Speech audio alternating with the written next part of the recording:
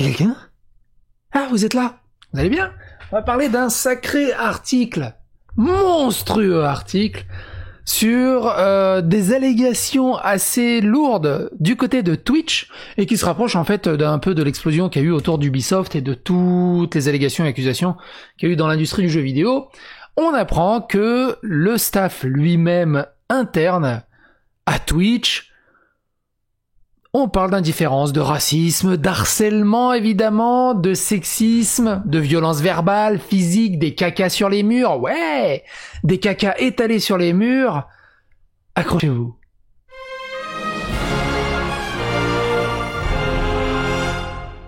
Alors, l'article est très très long, extrêmement long, donc asseyez-vous tranquillement, il y a pas mal de choses à lire. Le personnel de Twitch dénonce la société pour agression sexuelle, racisme, etc. Et c'est le site très sérieux de Game Industry Biz qui fait cet article. Les employés de toute l'histoire de la plateforme du streaming décrivent une culture d'indifférence envers le comportement inapproprié, dangereux et abusif. Avertissement relatif au contenu de cet article, l'article suivant traite des agressions sexuelles, de violences verbales et physiques et des harcèlements et du suicide. Vous savez, maintenant on fait du trigger warning. Ça veut dire que faites attention, nous on n'y est pour rien, nous ne sommes que le messager de cette information. Mais ça peut être du contenu choquant pour les plus baïtsos d'entre vous. Lorsque l'industrie de jeux a vu sa dernière vague d'allégations d'abus prendre forme en juin, elle comprenait des dizaines d'accusations contre les streamers de Twitch. Le PDG de Twitch, Emmett Shear, je sais pas si ça se prononce Shear, mais on va dire Shear, a publié un mémo qu'il a envoyé au personnel au sujet des allégations sur Twitter en disant « Nous soutenons les gens qui se manifestent, saluons leur bravoure et savons que beaucoup d'entre eux ne l'ont pas fait. L'industrie du jeu n'est pas différente des autres qui ont dû tenir compte du sexisme systémique, du racisme et des abus qui récompensent certaines personnes et désavantages, voire des préjudices d'autres personnes. Le statu quo doit changer, ce calcul se mesure à l'échelle de l'industrie et elles sont en retard. Et c'est un autre problème que nous, en tant qu'industrie, devons nous attaquer pour créer un changement durable et positif et blablabla, langue de bois, de marketing habituel, classique. Pendant que j'y pense, je vais pas revenir, en fait, au fur et à mesure de l'article, je pourrais revenir sur plein de vidéos que j'ai fait autour de Twitch. On va pas le faire, sinon ça va couper l'article, déjà qu'il est très long, en détail. Je vous notifierai de certains trucs, mais je vous invite à aller tout simplement dans la playlist dédiée à Twitch, et vous allez retrouver ce que je parle. Là, notamment, on parle des allégations. Une des dernières, c'est le directeur lui-même des partenaires Twitch, des partenariats Twitch, qui a accusé de promotion canapé pour favoriser des streameuses qui deviennent partenaires. On parle de relations orales et tout. Je vous invite à aller voir cette vidéo. Donc quand tu fais du blabla, oui, on est là pour une société systémique, quand tu vois tout ce qu'il y a en dessous, c'est chaud. Peu de temps après cette déclaration, un ancien employé de Twitch, approché par GameIndustry.biz pour présenter des allégations de sexisme systémique, de racisme et d'abus contre Shear, avait fait référence. J'hésite depuis des années à partager mon histoire et les événements qui m'est arrivé pendant mon emploi chez Twitch, a-t-elle déclaré. Mais avec les événements récents et leurs déclarations sur Twitter, je me sens obligé de partager et de dénoncer leurs mensonges flagrants pour créer une communauté sûre. Donc en fait, ils voulaient même pas en parler. C'est au moment d'Ubisoft, de Black Lives Matter et de tout le bordel, quand ils ont statué ça sur Twitter, c'est dit non mais les gars, faut arrêter, j'ai bossé chez vous, faut arrêter de faire les chevaliers blancs. Et c'est là où tout est parti. Cette employée a clairement indiqué qu'elle n'avait rien à gagner à se manifester, mais a estimé qu'il était plus important de tenir Twitch responsable de ses actions et de son absence. Twitch a balayé à plusieurs reprises les récits de harcèlement et d'abus sous le tapis d'abus sexuels, sous le tapis, notamment des récits d'harcèlement, d'abus sexuels, d'abus verbaux, de physique, d'abus physiques, de racisme, et pas seulement le mien. Cela se passait au bureau, lors d'événements, lors de réunions, et même à huis clos. C'était endémique et inévitable. Nous en avons entendu parler dans les couloirs, nous l'avons vu dans nos bureaux, c'était manifeste et faisait partie intégrante du travail. Au cours des mois qui ont suivi, nous avons discuté avec 16 employés de Twitch de toutes les époques de l'entreprise depuis l'époque de Justin.tv. Quelques-uns ont déclaré n'avoir jamais rien vu de tel pendant leur séjour dans l'entreprise. La plupart d'entre eux avaient des histoires confirmant différents aspects des allégations de l'employé d'origine. Lorsque nous avons dit à Twitch ce que nous avions entendu de ces employés, un porte-parole de l'entreprise a répondu « Nous prenons toutes les allégations de cette nature très au sérieux, que ce soit sur notre service ou au sein de notre entreprise, et travaillons rapidement pour enquêter et y répondre le cas échéant. Toute suggestion de contraire qui déforme notre culture, notre leadership et nos valeurs. » Blablabla, on voit ce que ça a donné avec Ubisoft. Bon nombre de ces allégations datent de plusieurs années et nous avons pris de nombreuses mesures pour mieux protéger et soutenir nos employés et notre communauté, et nous continuerons d'investir du temps et des ressources dans ce domaine. Personne ne prenait vraiment les femmes au sérieux là-bas. L'une des informations les plus courantes que nous avons entendues de la part des employés était que Twitch n'était pas un environnement accueillant pour les femmes. L'une d'entre elles affirmait que l'entreprise faisait preuve d'une tolérance explicite pour la misogynie. C'était un club de garçons, la fameuse bro-culture, qu'on a fait plusieurs vidéos autour de Riot Games de ce côté-là, a déclaré une autre femme à propos de son travail. Il y avait un parti pris définitif, un sentiment certain que les femmes et les hommes étaient différents et que les femmes n'avaient pas les mêmes opportunités, elles étaient des proies. Un des premiers employés a rappelé une atmosphère de sexisme occasionnel dans le bureau qui allait de l'ignorance à la misogynie pure et simple. Un autre a déclaré qu'il était courant d'entendre des femmes qualifiées de chiennes au bureau. C'est bien traduit. Future vice-présidente de partenariat, John Howell était bien connue à l'intérieur et à l'extérieur de l'entreprise par son pseudo @John's Fat Cock, ou en français John Gros Poulet. Il a changé le nom d'utilisateur au fur et à mesure de la croissance de Twitch, mais c'était une entité suffisamment connue pour que quelqu'un la réenregistre en 2014 avec un profil d'utilisateur expliquant « John est devenu une entreprise et a laissé cette poignée légendaire derrière elle ». En 2014, Amazon avait également acquis Twitch pour $1 milliard, on va arrondir, on n'est plus à 30 millions près. Ce que plusieurs personnes à qui nous avons parlé ont souligné comme une division entre les époques de l'entreprise. Après l'acquisition d'Amazon, on nous a dit que Twitch est devenu plus professionnel, a commencé à employer plus de femmes et plus de personnes marginalisées. Entendez par là LGBTQ, personnalité, minorité raciale et ainsi de suite. Plus d'inclusivité. Et a fait appel à des consultants pour parler de diversité et de culture. Évidemment, Amazon, ils ont une image de marque à garder, là où Twitch était côté un peu plus bro-culture familiale de ce côté-là. Mais malgré cela, nos conversations avec les employés qui ont travaillé chez Twitch avant, pendant et après l'acquisition ont clairement montré que le professionnalisme accru n'a pas beaucoup aidé. Les personnes à qui nous avons parlé pour cet article l'ont fait à la condition que nous préservions leur anonymat. On est d'accord, mais quand tu racontes l'anecdote du caca étalé sur les murs, même avec l'anonymat, en interne, tu sais qu'il s'agit au bout d'un moment. Mais bon. Les personnes que nous préservions l'anonymat, et certains ont estimé que mettre des délais avec leurs histoires risquerait de les identifier. Cela dit, les histoires que nous avons collectées n'étaient pas confinées, ni même concentrées sur une époque spécifique de l'entreprise. Peut-être de manière prévisible, les attitudes de la culture du bureau à l'égard des femmes se reflétaient sur la plateforme Twitch dans son ensemble. Les femmes, alors quand ils disent banderole, c'est Google Trad qui traduit banderole, mais c'est les streamers. Un streamer, c'est une banderole. Et je trouve que la traduction est magnifique, parce que streamer, il traduit ça en français par banderole, et une banderole, c'est une banderole publicitaire, un influenceur. Point. Les femmes streamers, donc les streameuses, étaient couramment appelées des streameuses mamelons par les hommes du bureau. Un employé a rappelé des exemples de collègues masculins qui plaisantaient sur des streameuses dormant avec des gens pour obtenir des faveurs ou les humilier.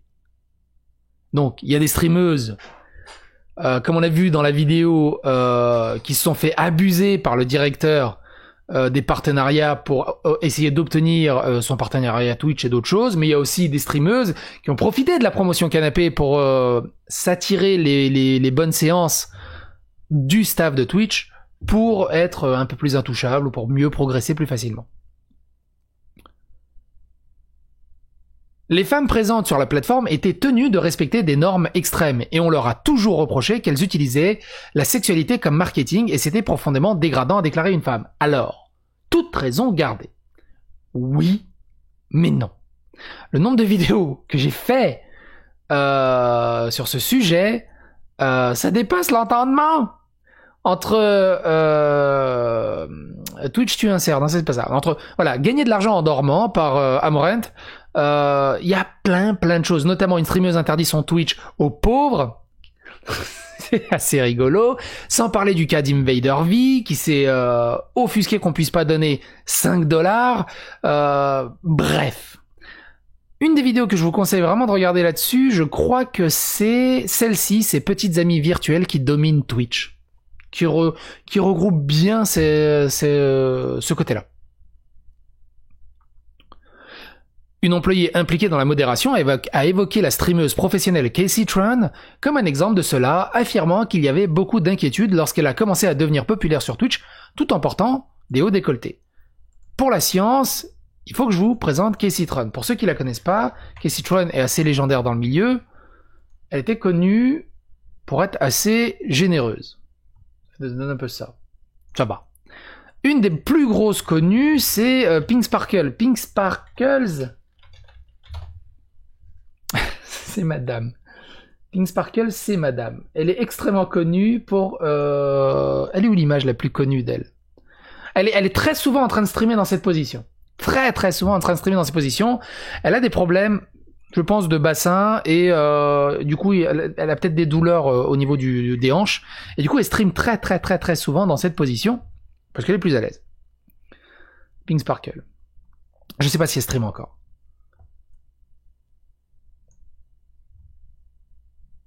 Ce fut l'un des rares moments où certains de ces gars sont sortis avec ça et ont été honnêtes.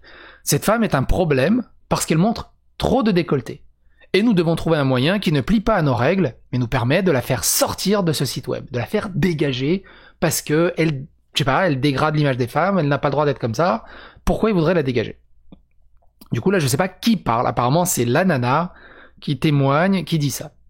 Au fil des ans, Twitch a interdit, suspendu ou averti les femmes pour allaitement. Alors tout ça, c'est des liens vers des articles que je vous invite à aller lire. Pour allaitement, pour body painting, pour port de vêtements d'entraînement au gymnase, elle a eu un strike parce que elle était comme ça. Est-ce que ça mérite un strike? Autant Casey Tran et Pink Sparkle, voire même Amorent et Invader V et merde, j'ai oublié l'autre, Alinity qui a balancé son chat. Qu'est-ce que tu fous un strike à ça? Surtout qu'en plus elle est dans sa gym. Bref. Ou encore le cosplaying en tant que Chun-Li. Et ça, j'en ai fait une vidéo. Pourquoi elle a été strikée? Parce que dans... Alors, il n'y a pas de photo, mais en gros, à un moment, elle va regarder son micro et on voit, ça monte vachement haut et on voit que apparemment, elle a... On sait pas si elle a une culotte ou pas. Et en fait, toute la question est partie là-dessus. C'est un cosplay de Chun-Li au bout d'un moment. Et donc, vous savez, par contre, je l'ai traité dans la vidéo, je crois qu'elle s'appelait tout simplement... bannie parce que trop sexy. Ouais, des streameuses bannies de Twitch car trop sexy. Je crois que c'est ça. Je crois que je l'avais appelé comme ça. Alors que Twitch s'est parfois intéressé à la sexualité des femmes, la plupart de ceux à qui nous avons parlé ont déclaré qu'il était moins engagé en ce qui concerne le harcèlement des femmes. La préoccupation des femmes streameuses n'ont pas été prises au sérieux, a déclaré un des premiers employés. Il n'a jamais été question de devrions-nous créer un système formel ou des outils de toutes sortes pour les aider à gérer le harcèlement constant. Il y avait une attitude au bureau, en particulier au sein de l'équipe des partenariats de à quoi s'attendent des streameuses de mamelons. T'attends à quoi? T'as vu comment t'es habillé? Tu t'attends à quoi? Qu'on t'harcèle pas? Donc, de la part de gens qui passent sur Internet, qui tiennent ce genre de propos, admettons, c'est sûr qu'ils vont en avoir. De la part même de l'équipe du staff de Twitch, c'est déjà plus compliqué. C'est déjà plus étrange. Cela s'est étendu non seulement aux streameuses, aux streamers, mais aussi aux employés de Twitch. Nous avons entendu des accusations de blâmer la victime et de minimiser les infractions graves lorsque les femmes ont signalé des problèmes au bureau. Au bureau, hein, pas des viewers envers des streameuses, mais au bureau. Dans l'équipe de Twitch. On nous a dit qu'une femme avait été traitée de chatte, de poussise, de pétasse salope. Je pense que chatte on peut traduire par salope, chienne, peut-être chienne. pussies, chienne, ouais, on peut dire ça. Et elle s'est fait cracher dessus par son collègue. Son manager a répondu en lui demandant ce qu'elle avait fait pour mériter ça. Est-ce qu'il y a besoin d'une raison pour mériter ça? Lorsqu'un autre a signalé un comportement abusif à un membre de la haute direction, il a trouvé des excuses, affirmant que la personne en question avait eu une éducation difficile. Oh, j'ai été éduqué difficilement. J'étais dans le 9-3 du Bronx. Mon père me battait. Donc maintenant, je traite toutes les femmes de chiennes. Je sais pas. C'est pas une excuse. Plusieurs femmes ont déclaré avoir été agressées sexuellement par des hommes de l'entreprise, notamment des baisers forcés. Je comprendrai jamais. Comme le cas dans Ubisoft... où on parlait de baisers forcés dans des ascenseurs, pendant qu'ils étaient tous les deux tout seuls. Comment c'est possible? Et après de continuer à dire bonjour le lendemain, je comprends pas. De baisers forcés, de tâtonnements, entendez par là des mains baladeuses, et de massages inappropriés. L'un d'eux a décrit une agression verbale qui était extrêmement inappropriée, abusive, dégradante et cruelle. Plusieurs femmes à qui nous avons parlé ont déclaré qu'elles s'attendaient à ce type de traitement au moment de leur embauche, mais qu'elles étaient toujours surprises par l'ampleur de celle-ci. C'est fou ça. Tu postules à un endroit et tu sais pertinemment que tu vas vivre ce genre de choses. Non, stop, lâchez vos claviers. Je vous vois venir à dire ouais, parce qu'elle savait pourquoi elle a postulé là. Non, c'est trop facile, c'est beaucoup trop facile. Rangez-moi ce cliché, rangez-moi ce commentaire, c'est beaucoup. Essayons d'aller plus loin que ça. Essayons de sortir du cliché, de prendre du recul et d'aller plus loin que ça. Même si je sais c'est extrêmement facile de faire ce genre de commentaires. Essayons justement de prendre un peu de recul et de hauteur. Je ne veux certainement pas le justifier du tout, mais vous entendez parler de toutes ces entreprises qui sont jeunes, a déclaré l'un d'eux.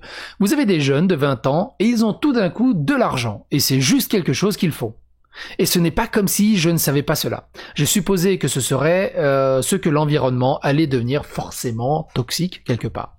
Pour moi, c'est juste choquant de voir les hauts gradés le faire. Parce qu'à la limite, bon, bah voilà, t'as les salariés d'en bas et c'est juste des cons pas éduqués avec des enfances difficiles, ok. Mais que les hauts gradés le fassent, et ils ont un devoir d'exemplarité quelque part. Ou une meilleure éducation, je sais pas.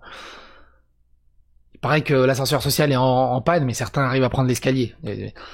Pour moi, c'était juste choquant de voir les hauts gradés le faire. J'ai juste supposé que vous entendiez ces histoires, que ce serait juste comme des gens normaux, et pas des gens au pouvoir. Ce sont les gens que vous êtes censés rechercher aux personnes, que vous êtes censés respecter, ce sont celles qui agissent, qui devaient montrer l'exemple, ce que j'ai trouvé le plus choquant. Certaines de ces incidents ont été signalés officiellement au RH, aux ressources humaines, le même problème que sur Ubisoft, ou de manière informelle au cadre supérieur. Aucune des personnes à qui nous avons parlé n'a estimé que leur rapport avait été traité de manière appropriée.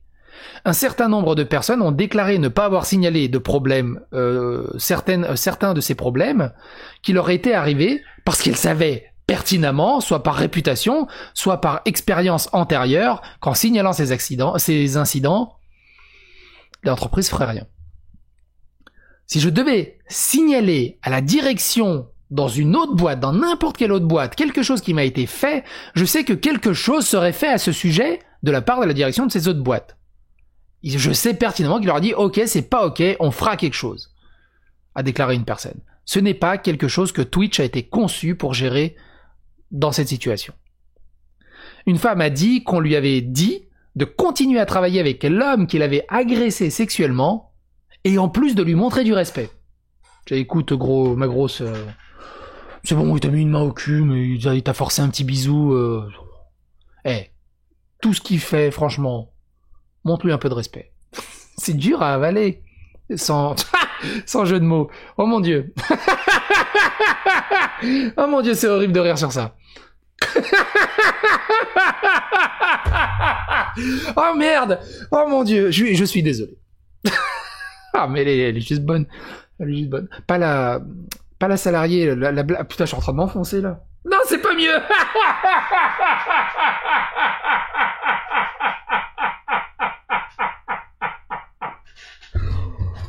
Oh mon Dieu, c'est la fin de la semaine, je suis crevé du boulot.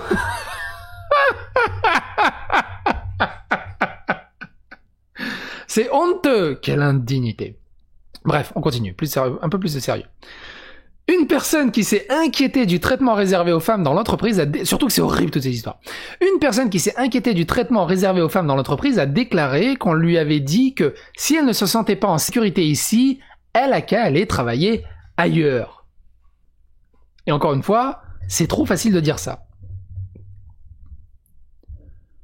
Cela ne s'est jamais senti en sécurité là-bas, a déclaré une femme. Personne n'a jamais vraiment assumé la responsabilité de quoi que ce soit, et il n'y avait personne à qui s'adresser si vous étiez menacé, ou si vous vous sentiez menacé, ou si vous étiez blessé d'une manière ou d'une autre. Les RH n'étaient pas du côté des employés, c'était sûr. Ils étaient du côté de l'équipe de direction. C'était le sens, si vous vous dirigez vers les ressources humaines, cela vous ruinerait encore plus. Parce qu'une personne qui a signalé un responsable Twitch pour un comportement de harcèlement non sexuel, et les RH ont déclaré qu'ils en parleraient aux responsables, quand nous avons demandé si c'était la fin, ils ont répondu « Eh ben, ce n'était pas la fin pour moi, mais c'était la fin pour les RH ». Non seulement le comportement de harcèlement s'est poursuivi, mais la personne a estimé qu'elle avait subi des représailles pour avoir fait le rapport, pour avoir dénoncé, tant par le directeur que par l'entreprise elle-même. Une autre personne qui a fait un rapport officiel au RH a déclaré qu'elle avait également subi des représailles de la part de la personne qu'elle avait dénoncée, tant physiquement que verbalement. Tu dénonces un de tes chefs, et au lieu que la direction agisse, ils font rien, et en plus, ton chef te le fait savoir que tu l'as fait chier. C'est grave, et ça, c'est très grave. Dans de nombreux cas, les femmes ont déclaré que les hommes qu'elles signalaient avaient été promus après leur signalement.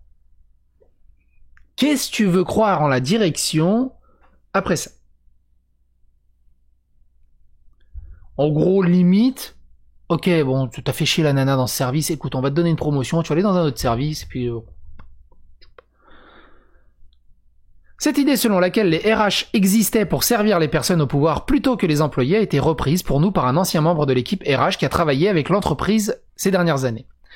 J'avais vu de nombreuses personnes se retourner vers les RH et les RH ne résoudraient finalement pas les choses en faveur du plaignant, ont-ils déclaré. Ils n'étaient pas une source de soutien pour les employés, en fait ils travaillaient simplement à minimiser la personne qui se plaignait et minimiser sa plainte. Ils étaient toujours en faveur de la personne qui avait le plus de pouvoir et travaillait pour elle. Un autre ancien employé DRH d'il y a plusieurs années croyait que le ministère avait traité les plaintes de manière appropriée pendant son séjour dans l'entreprise, mais a reconnu, quand il dit le ministère, je pense la direction, mais a reconnu qu'il avait une réputation préexistante d'inaction. Même les cadres supérieurs pourraient avoir du mal à amener l'entreprise à se soucier du harcèlement. En juin, Samantha Wong et son mari, l'ancien vice-président de Twitch, Justin Wong, qui est la personne qui a inventé Justin TV et qui a inventé Twitch, qui fait plus partie de Twitch, a publiquement remis en question une déclaration de Twitch sur la gravité de la prise du harcèlement sexuel. Qui est celle-ci. Twitch, le 22 juin, a sorti il a sorti ceci.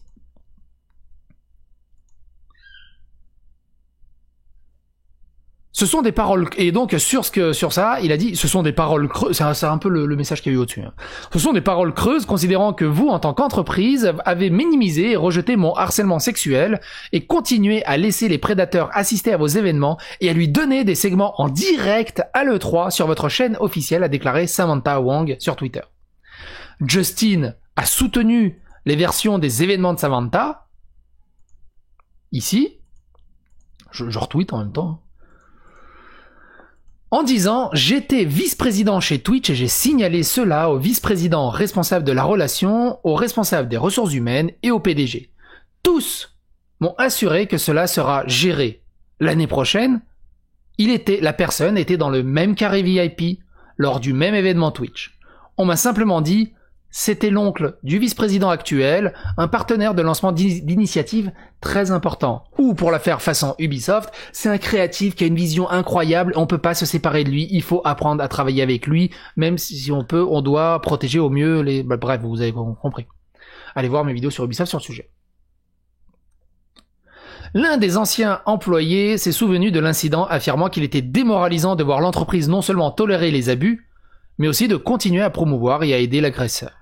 Ce qui est décevant à ce sujet du point de vue d'une femme, c'est que si Justin, lui-même, le créateur lui-même de Twitch, ne pouvait pas y arriver, alors il n'y avait vraiment aucun espoir pour aucune d'entre nous, et aucun d'entre nous a-t-elle déclaré.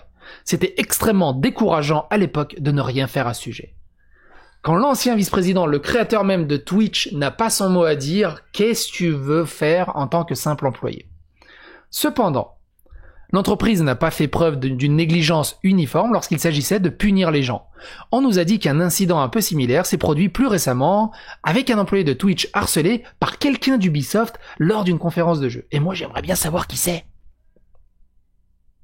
Dans ce cas, Twitch a déposé une plainte officielle auprès de la direction d'Ubisoft et a fait encadrer et conseiller l'employé fautif. Ubisoft n'a pas renvoyé de demande de commentaires et j'avais pas connaissance de ces histoires. Au-delà de cela, un certain nombre de personnes à qui nous avons parlé ont également déclaré avoir eu des expériences positives avec des employés des ressources humaines qui faisaient de leur mieux mais qui n'étaient finalement pas en mesure de voir les choses traitées correctement. Ce n'est que lorsque je suis finalement parti que j'ai réalisé à quel point la culture était brisée et à quel point j'avais été traité horriblement, a déclaré une femme. Travailler là-bas, c'était comme être dans une relation abusive et finalement, j'ai réussi à m'en échapper. En réponse aux allégations d'employés ci-dessus, le porte-parole de Twitch a déclaré que la société était dédiée à la construction de communautés et avait une culture interne qui reflète cela. Encore une fois, Twitch s'efforce de garantir, en tant qu'employeur, qu'il offre un environnement favorable à tous les employés, se sentant valorisés, engagés et en sécurité pour s'exprimer, quel que soit leur sexe, leur âge, leur race, leur capacité, blablabla, blablabla. Nous avons investi de manière significative dans notre équipe RH, apportant un nouveau leadership diversifié en réduisant le ratio employés, partenaires commerciaux RH, afin qu'ils puissent fournir plus de soutien et mieux favoriser l'inclusivité. Nous avons également un certain nombre d'associations d'employés très engagées qui fournissent un espace permettant aux employés de se connecter, de produire et de participer à des programmes de célébration et de s'attaquer à des problèmes complexes. On va en parler des programmes de célébration un peu plus bas.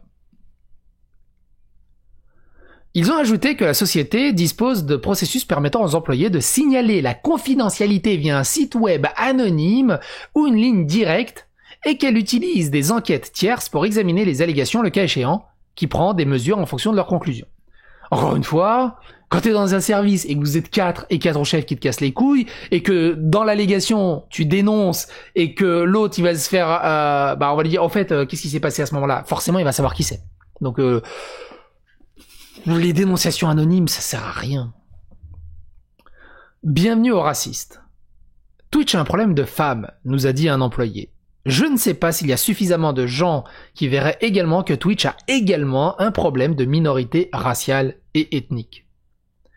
Bien que nous ayons entendu moins d'histoires de racisme ouvert envers les employés par leurs collègues et gestionnaires, un employé a vu un manque de diversité dans l'entreprise contribuant à un problème plus large de racisme et de préjugés de toutes sortes chez Twitch et sur sa plateforme. Historiquement, les décideurs ont été majoritairement blancs et hommes. Ils ont donc balayé les préoccupations de sécurité des minorités raciales et ethniques, des femmes et des personnes d'autres groupes sous-représentés, ont-ils déclaré. Ils ont balayé ces préoccupations et ont dit « Lorsque nous priorisons les feuilles de route des produits, c'est là que se trouvent certains outils de sécurité et d'intervention de sécurité. Nous allons les mettre en bas de la page parce qu'ils ne sont pas importants pour nous. » Et ils ne sont pas importants pour eux en raison de leur expérience et ils considèrent leur expérience utilisateur personnelle comme l'expérience utilisateur universelle. Et ils n'ont pas de voix à la table qui disent en fait c'est pas vraiment important. En fait c'est vraiment important je veux dire. Un autre employé a suggéré que l'entreprise était moins activement raciste, qu'elle ne tolérait les insultes racistes et les attitudes racistes sur sa plateforme. Le discours de haine a été rejeté car les adolescents étaient énervés et donc pas aussi sérieux, ont-ils déclaré. C'était presque comme si cela avait été rejeté comme n'étant pas du vrai racisme. C'est juste des jeunes, ils trollent, sont un peu concons. Un employé a déclaré que le racisme était accepté au sein de l'entreprise. What? What the fuck?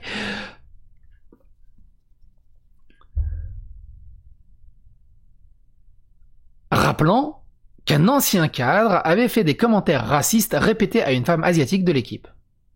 Et toi, le grain de riz, tu vas bosser un peu plus vite. Pour rappeler une autre philosophe. Un autre employé de la première heure a déclaré que les membres de l'entreprise devaient se battre pendant 1 an pour obtenir le mot haine sur la liste des interdictions mondiales.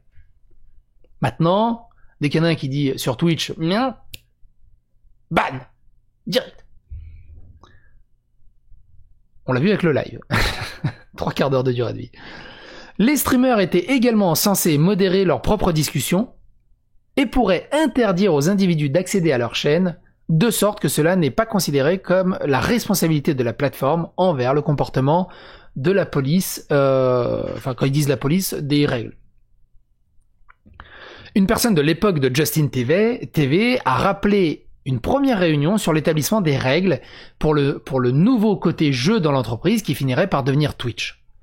Il savait que le jeu aurait besoin de règles spéciales parce qu'il ne voulait pas, par exemple, qu'une personne diffusant un jeu classé mature soit bannie pour avoir diffusé de la pornographie en raison d'une brève nudité dans une cinématique. Alors que le problème logistique de ce type était au centre de la réunion, cette personne se souvient du futur PDG de Twitch, Sheer, insistant sur le fait que Justin TV doit être un service qui n'a pas d'opinion. Au point même qu'il a insisté pour que le Ku Klux Klan soit autorisé à streamer tant qu'ils adhèrent aux règles de la plateforme. Et là, tu te dis à quel point la liberté d'expression existe. Et là, tu te dis aussi, le Ku Klux Klan a une chaîne Twitch.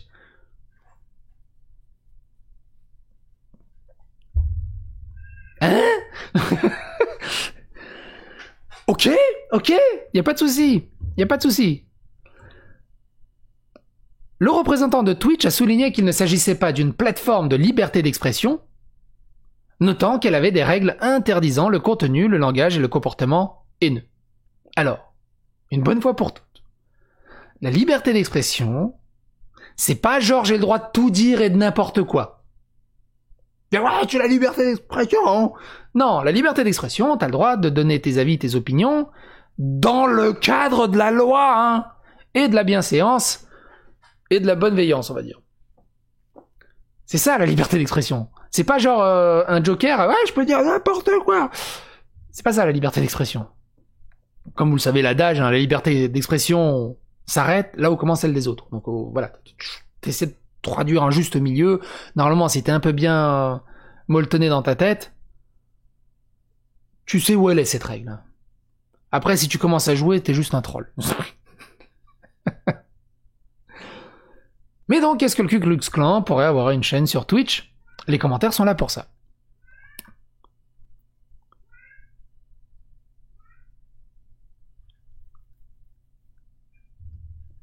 Nous avons pris et continuons de prendre des mesures agressives pour réduire le discours de haine et le harcèlement sur Twitch, y compris en mettant des interdictions permanentes, ont-ils déclaré.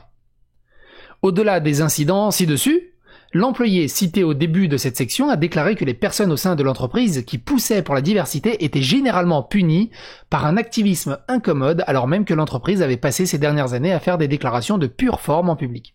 En juillet, Twitch a publié un montage vidéo de streamers exprimant son soutien à Black Lives Matter en appelant les gens à soulever les voix noires. Les voix noires comptent. Ça a fait débat, pourquoi? Mais l'a retiré juste après, peu de temps, parce que les gens ont souligné que la vidéo était extrêmement blanche, avec une seule ligne prononcée par un streamer noir. S'il y avait une vidéo que tu pouvais pas rater, et tu l'as raté. Encore un truc. Incident. Dans la même semaine, la société a édité une vidéo de la célébration de la fierté, donc les LGBT, après avoir affirmé que le G dans LGBTQIA+, signifie gamer. Et donc, enlève tous les gays de l'équation LGBTQ. Tollé aussi. Pour dire que ils essaient de faire passer des bons messages, ils ne comprennent strictement rien à tous ces messages. Plus récemment encore, il a célébré le mois du patrimoine hispanique. J'ai failli en faire une vidéo, mais j'ai pas fait de vidéo. Le Sti a fait une vidéo dessus, vous pouvez aller la voir. Il a célébré le mois du patrimoine hispanique aux États-Unis avec une série d'émoticônes qui permettent aux gens de décorer leurs emotes préférés avec des sombreros et des maracas. Lorsque les gens se sont opposés, Twitch a déclaré qu'il manquait clairement la cible et ont supprimé les émoticônes. Ils se sont fait exploser pour racisme. Parce qu'ils avaient mis ça. Après, il y a peut-être un peu d'abus dans le retour de flamme. Après, je suis pas spécialement espagnol. Mais bon, là, c'est plus pépito mexicain que espagnol. Je dis pépito parce que c'est le chapeau des gâteaux et j'ai faim.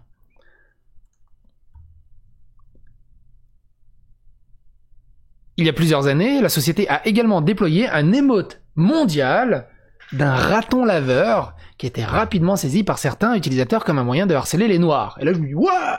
Mais récemment, souvenez-vous, j'ai fait une vidéo que je sais plus comment elle s'appelle. C'était en Angleterre. De toute façon, ça va être dans ma playlist Black Lives Matter, j'imagine. On va se prendre 30 petites secondes. Il faut absolument que je retrouve cette vidéo parce qu'elle est assez importante. Black Lives Matter, voilà. Dans Black Lives Matter, j'ai une vidéo où j'ai appris pour cette histoire de raton laveur. C'est là. Une leader Black Lives Matter dit que le combat sera terminé quand les blancs seront nos esclaves. Voilà. Et en fait, dedans, elle s'engueule avec un noir et lui dit « You're a coon. You're a coon. T'es un raton laveur. » Apparemment, c'est une insulte extrêmement péjorative de noirs vers les noirs pour, en gros, leur dire t'es noir à l'extérieur, mais t'es blanc à l'intérieur. Alors, en France, je crois, ils disent t'es un bounty. Je crois que c'est ça. On peut résumer ça à ça. Et donc, coon, c'est très très très mal vu. Mais apparemment, ça n'a rien à voir avec Raccoon City. Et donc, en juin, l'ancien chef de produit de Twitch, Olivia Grace, a posté sur Twitter que même si l'emote était largement utilisé pour le harcèlement raciste, et que le groupe d'employés de la Twitch Black Guild avait demandé sa suppression, Sheer a refusé de le supprimer. Sheer, mon gros, ça devient compliqué. Hein. Alors que le harcèlement réel n'a pas pu convaincre Twitch de retirer l'emote du raton laveur, on nous a dit que la peur du harcèlement avait été un élément clé du refus de la plateforme de réintroduire un tag de communauté trans. Par contre, quelque chose qui serait facultatif et a été demandé par un groupe de streameuses trans, de streamers trans, enfin de stream, du coup c'est quoi de streamers trans, on va dire, pendant des années. Parce qu'en gros, ils militent pour avoir un tag trans, c'est-à-dire que tu sais, tu peux taguer, tu peux choisir dans les tags Harry Potter, PlayStation 4, Xbox. Je sais même pas si on peut maintenant choisir streamer blanc, streamer black, depuis qu'il y a eu le Black Lives Matter, streamer noir. Donc en gros, ils voulaient un tag trans, comme ça tu cliques, t'as que des streamers trans, et si t'es trans, tu peux plus facilement t'identifier et plus facilement les retrouver. Là où Sheer était pas d'accord, c'est que tous les gros cons qui voulaient harceler des trans, ils ont juste à cliquer là-dessus et c'était parti pour la night entière.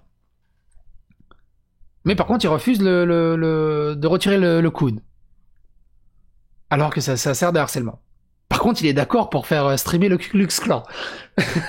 Ça devient compliqué. Ça devient vraiment compliqué au niveau des balances de choix. Au niveau des balances de choix moraux. Le représentant de Twitch s'est adressé directement au tag trans en disant, à la balise trans en disant « Notre communauté trans nous a dit que la découverte était importante pour eux et c'est une demande qui nous tient à cœur et sur laquelle nous travaillons depuis un certain temps. La balise semble être la réponse évidente, nous pensons qu'il pourrait y avoir une meilleure solution pour gérer cela avec plus de soin et nous travaillons actuellement sur les détails. C'est un problème important et nous voulons nous assurer de bien faire les choses. » J'aime bien comment ils ont rejeté l'idée tout en insinuant qu'ils travaillaient sur une meilleure solution parce que ça prendrait plus de temps qu'un tag trans. Ils ont ajouté: nous pensons que Twitch est amélioré lorsque diverses voix de toutes sortes sont représentées sur notre service et ont mis en place des directives solides pour que chacune se sente en sécurité et bienvenue. Ces directives incluent entre autres une politique de tolérance zéro contre la haine, contre les discours de haine, les comportements haineux de toute nature. Dans ce cadre, nous refusons les émoticônes conçus pour abuser et rabaisser autrui ou qui peuvent être utilisés à mauvais escient pour un tel comportement. Par contre, ils gardent le coon, qui est utilisé pour ce genre de comportement. Par contre, ils mettent en place des émoticônes espagnols eux-mêmes qui favorisent ce genre de comportement. Mais ils refusent trans. intouchable. Une compréhension partagée par de nombreuses personnes avec laquelle nous avons parlé était que certains hauts dirigeants de Twitch étaient effectivement au-delà de la responsabilité. Un cercle restreint de cadres, principalement masculins, à l'oreille de Scheer et du cofondateur de la société, Kevin Lin. Lin a été COO jusqu'en 2018, mais reste au sein de l'entreprise dans son rôle de culture, stratégie et innovation. On savait juste que ce groupe de personnes était celui qui était au début de l'entreprise et qui pouvait faire ce qu'il voulait, a déclaré une personne.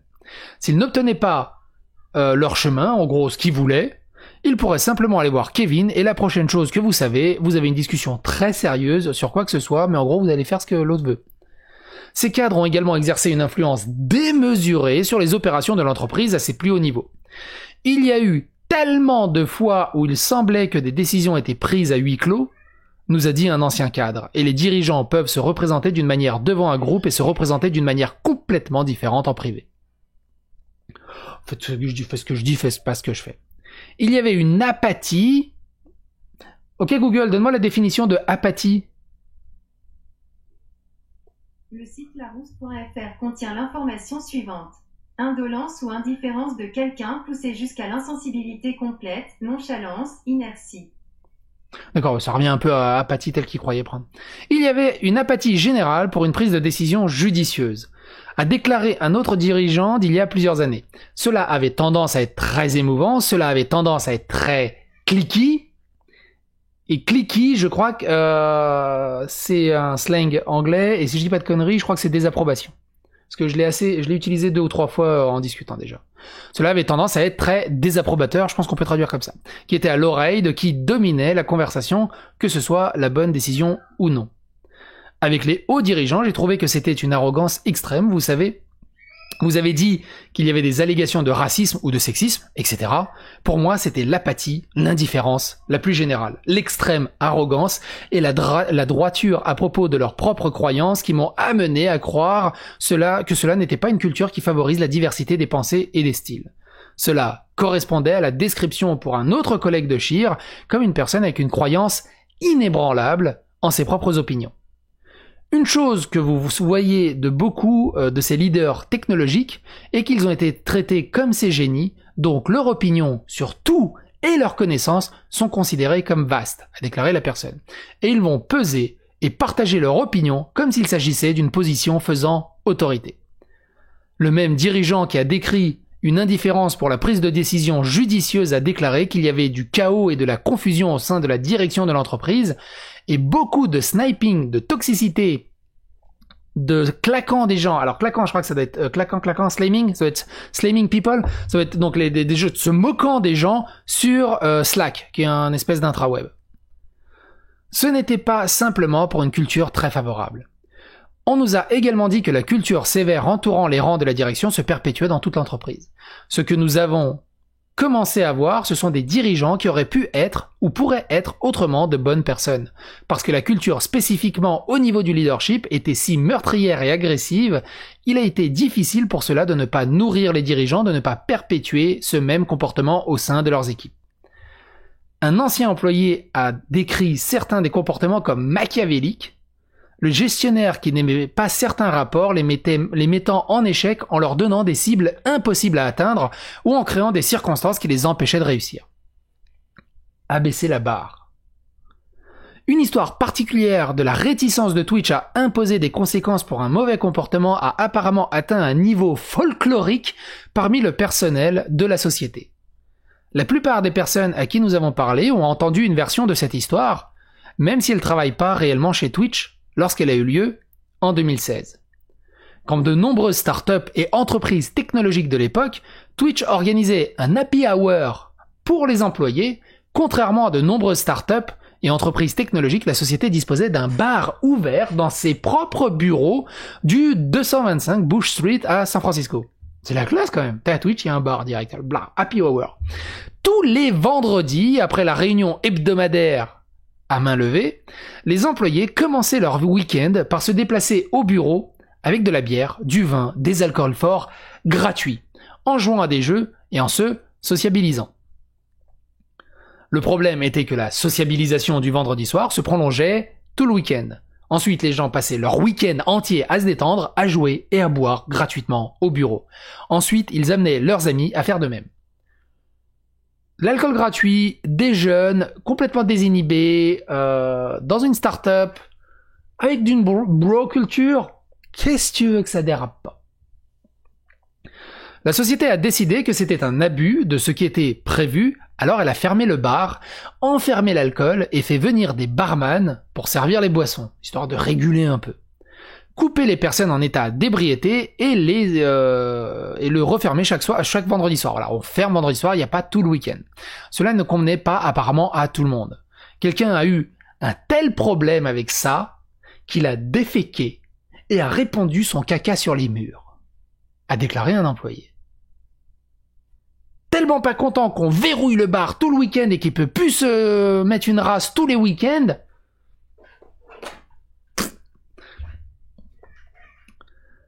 Cet individu a été filmé en train d'entrer dans les toilettes hommes et il y a eu un grand débat sur la façon dont on devait le gérer. Ce que beaucoup d'entre nous ont trouvé assez étrange, qu'il y aurait un débat entre la thérapie et son licenciement. Avant la thérapie et avant le licenciement, alors déjà licenciement, pas de thérapie, licenciement. Enfin pour moi, ça reste mon opinion, mon avis. Comment le gérer? Vous êtes dans votre taf, vous travaillez dans votre usine, dans votre entreprise, dans votre start-up. Si vous êtes streamer, vous êtes tout seul chez vous. Si vous êtes youtubeur, vous avez peut-être 2-3 amis qui traînent. Vous avez un ami qui arrive, il te met du gros caca sur les murs, il en a plein sur les doigts, je sais pas, peut-être autour de la bouche. Comment vous gérez ça? The commentary is down below. Un ancien employé des RH a déclaré que la personne n'avait pas été licenciée. Est-ce qu'elle mérite son licenciement? Il était à combien de grammes pour se dire « Ouais, c'est une bonne idée, je vais étaler du caca partout. » Tout ça parce que je suis pas content, je n'ai plus accès à ma bouteille. Après, on est tous un peu con-con, j'imagine, quand on est bourré. Dans toute autre organisation, c'est votre ticket, ont-ils dit. Vous ne restez tout simplement pas, mais chez Twitch, s'ils jouent un rôle technique, ils ne se font pas virer. Nous avons entendu différentes versions de cette histoire de différentes personnes. Certains avaient entendu dire que le souillage de la salle de bain n'était pas un acte de protestation, mais la paille qui a brisé le dos du chameau et a convaincu Twitch de verrouiller l'alcool en premier lieu. Ah oui. Alors j'adore l'expression anglaise, c'est la paille qui a brisé le dos du chameau. Elle est magnifique. Mais en gros, c'est à cause de son caca qu'ils ont verrouillé le bar. L'immaturité avec laquelle les gens s'en tireraient dans un cadre professionnel était choquante, a déclaré une personne. Et il semblait que tout se passe comme ça. Il n'y aura jamais de répercussions pour quoi que ce soit, donc les gens ne savaient pas quelles étaient les limites.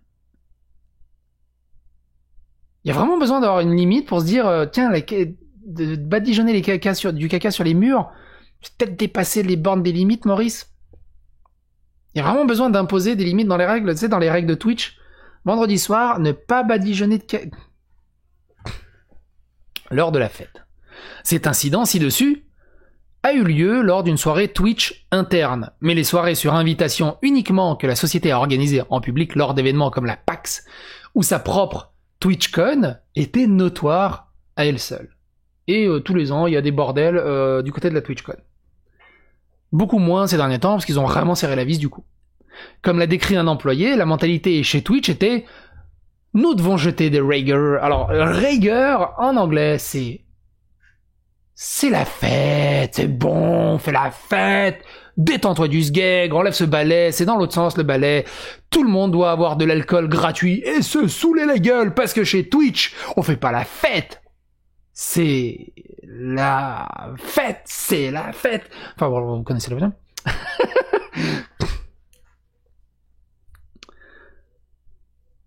Un autre les a appelés une célébration de l'excès.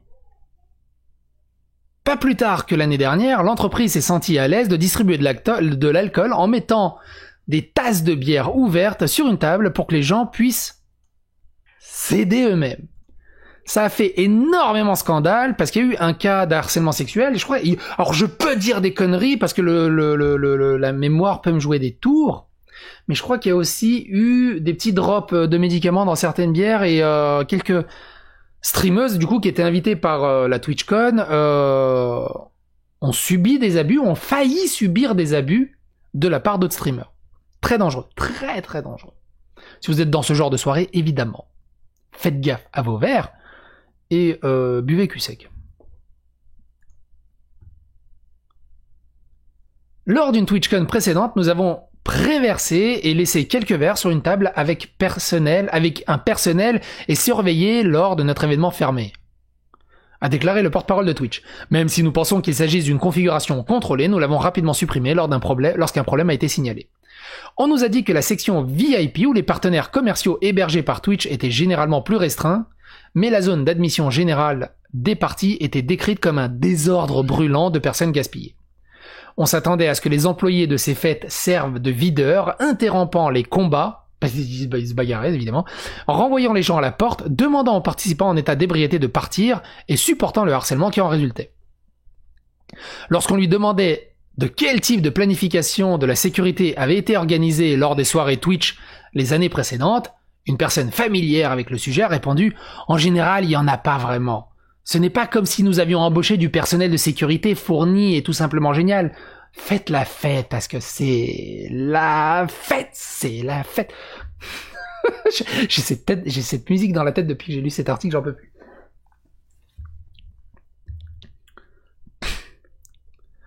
Le porte-parole de Twitch nous a dit que la société ajuste continuellement ses événements pour s'assurer que les participants se sentent en sécurité, ajoutant que la société est en train de développer une politique complète d'événements en personne pour assurer la cohérence de la... Bien que nous puissions pas partager des détails spécifiques, nous assurons la sécurité de tous nos événements et maintenons des listes d'invités strictes pour assurer la sécurité de toutes les personnes présentes, ont-ils déclaré. Retenez ça pour plus tard. Nous exigeons que tous les participants à l'événement adhèrent à un code de conduite et avons rapidement renvoyé toute personne qui ne respectait pas cette norme, retenez ça aussi. Une femme qui travaillait chez Twitch a déclaré qu'elle redoutait les fêtes, en particulier parce qu'elles étaient si souvent des lieux de harcèlement et d'abus. Tu m'étonnes, alcool gratuit pour tout le monde devient australopithèque au bout d'un moment. Quand les gens étaient au travail, il semblait que tout le monde était sûr, dit-elle.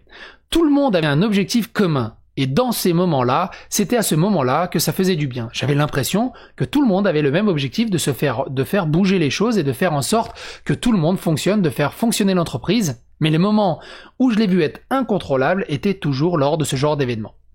Tu savais juste que se préparer pour la nuit, que quelque chose allait forcément se passer. Attention à un tel, il y a celui-là qui va merder, tu savais juste que ça allait arriver, forcément.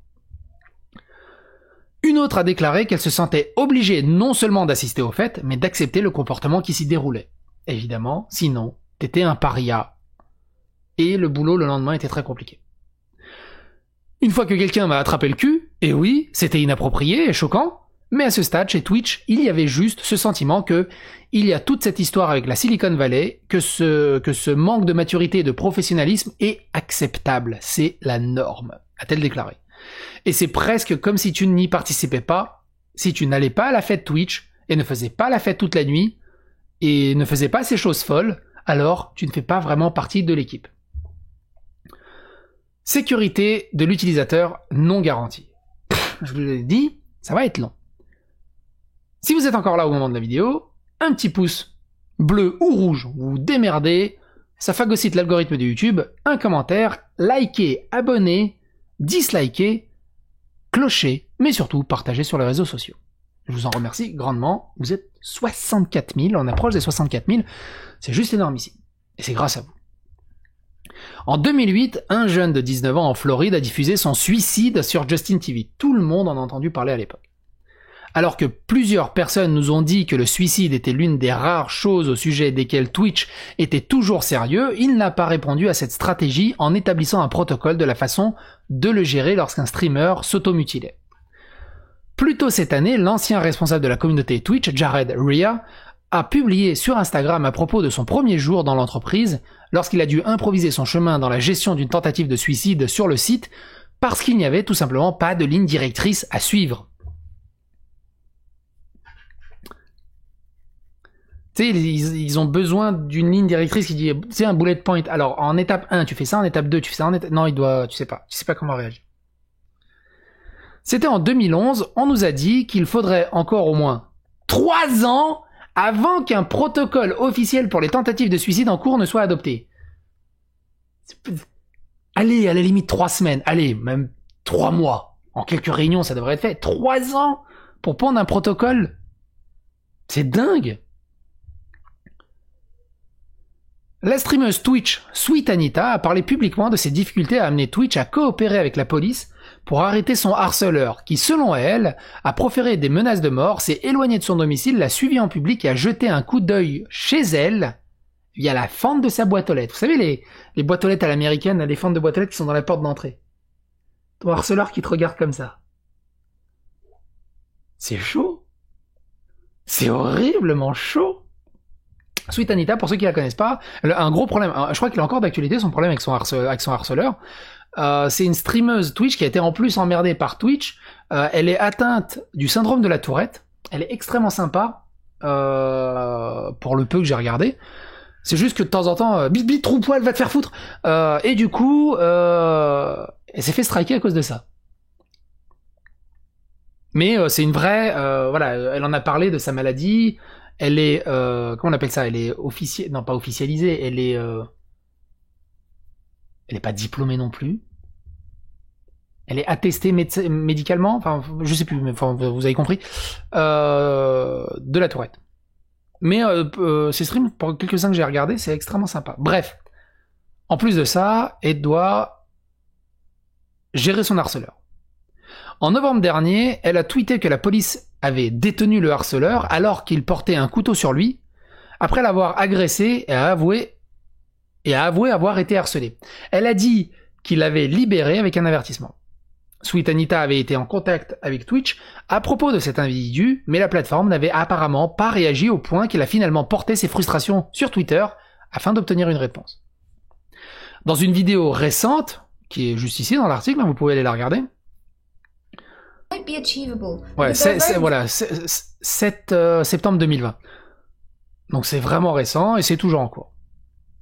Je vous invite à aller la regarder. Dans une vidéo récente discutant de sa situation ainsi que du harcèlement et du harcèlement auquel les influenceurs sont régulièrement confrontés, elle a reproché à sa police locale de ne pas être disposée à rédiger le minimum de paperasse dont la plateforme aurait besoin pour transmettre les informations des utilisateurs, mais elle a également souligné le laxisme de Twitch. Les normes de création des comptes facilitent ce type d'abus. C'est comme en France, énormément de problèmes à faire déposer plainte. Énormément de problèmes. Les flics dépensent plus d'énergie à te dissuader de poser plainte que de remplir la paperasse. C'est dingue. C'est dingue.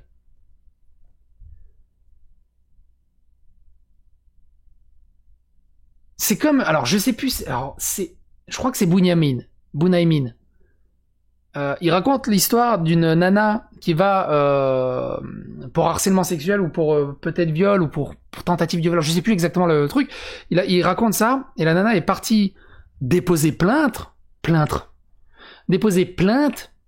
à la gendarmerie et le gendarme lui a dit « Ouais, mais vous avez vu comment vous êtes habillé ?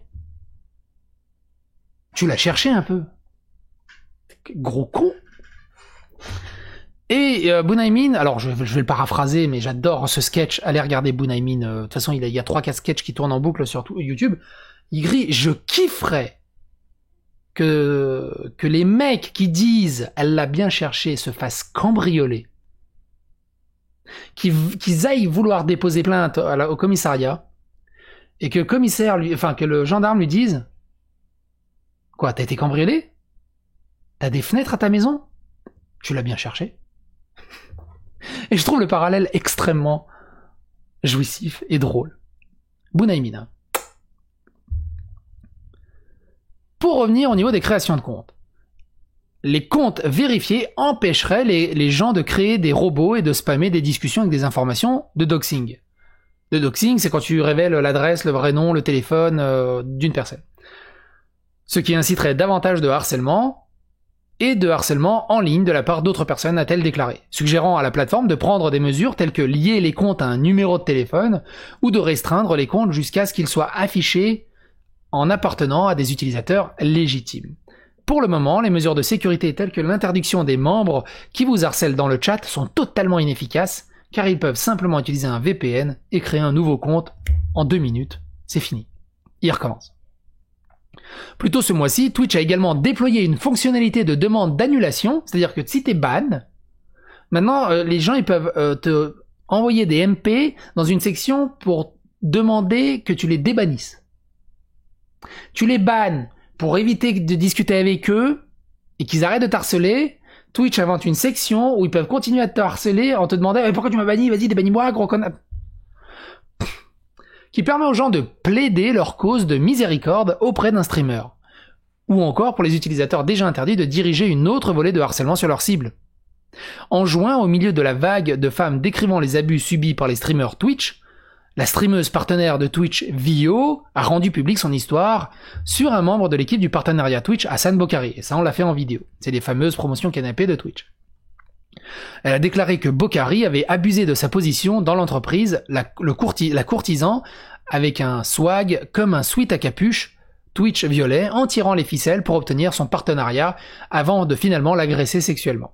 Des mois plus tard, Kotaku a rapporté que Bokhari ne travaillait plus chez Twitch, la société affirmant seulement qu'elle avait une société tierce qui enquêtait sur cette affaire et qu'elle avait pris les mesures conformément aux conclusions de cette affaire.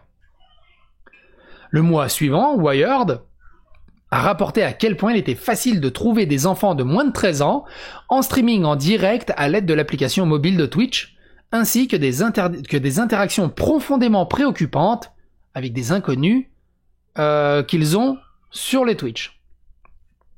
Pédophilie, tout le bazar. Alors que le point de vente a régulièrement trouvé des enfants apparents en direct sur Twitch, il a déclaré qu'il y avait beaucoup moins de tels cas sur Facebook Gaming et YouTube Gaming. Moi, la première réflexe que j'ai eu, c'est normal qu'il y a beaucoup moins de ce genre de cas sur Facebook et YouTube. Ils sont genre 10 fois moins sur la part de marché. Hein. Twitch, c'est 80%, je crois, ou 70%. YouTube a mis en place des restrictions pour restreindre les diffusions en direct des appareils mobiles aux téléspectateurs plus établis, plus haut dans le game, tandis que Facebook semble modérer plus soigneusement la découverte de chaînes, a rapporté Wired. L'auteur de ce rapport, Wired, Cecilia D'Anastasio, a déclaré sur Twitter que l'un des moyens par lesquels le point de vente avait découvert le point de vente? C'est Wired à tous les coups. A découvert le streaming d'enfants était l'utilisation de fonctions du tri de la section de Just Chatting sur le site. Par exemple, les enfants seraient moins susceptibles d'avoir un large public de sorte que la possibilité de trier par flux avec le moins de téléspectateurs pourrait aider à les faire apparaître. Un jour, après la publication de l'histoire de Wired, D'Anastasio a noté que Twitch avait supprimé certaines de ses options de tri. Un autre exemple de l'attitude laxiste de Twitch envers la sécurité de ses utilisateurs qui a récemment retenu l'attention est celui d'Erin Hall, qui a diffusé sur la plateforme sous le pseudonyme de Your Starling. Hall nous a dit qu'il y a 2 ans, elle a commencé à diffuser sur Twitch dans le cadre de la communauté Twitch Sings. D'ailleurs, le cadre Twitch Sings s'est arrêté, il me semble, récemment. Et a très rapidement entamé une relation avec un streamer partenaire qui a fini par l'abuser verbalement et émotionnellement. Elle a passé près d'1 an avec lui, mais quand elle a décidé de rompre, un ami qui travaillait chez Twitch l'a aidé à sortir de cette situation. Il convient de noter que plusieurs personnes à qui nous avons parlé ont fait l'éloge du personnel Twitch aidant des collègues vulnérables, des streamers ou des viewers, mais tous ont été perçus comme agissant comme des individus allant au-delà des attentes plutôt que d'agir à la demande de l'entreprise ou dans leur rôle d'employé de Twitch. Des bons samaritains, mais c'est pas à cause de Twitch, c'est de leur propre gré, de leur propre plein gré de bienveillance. Hall dit qu'après avoir quitté la situation, son agresseur a publié un tweet renvoyant à la vidéo de nu d'elle en ligne, du revenge porn, la taguant dans Twitch et exprimant son inquiétude que l'entreprise la promeuve sur la première page où son fils de 14 ans pouvait la voir. Stop!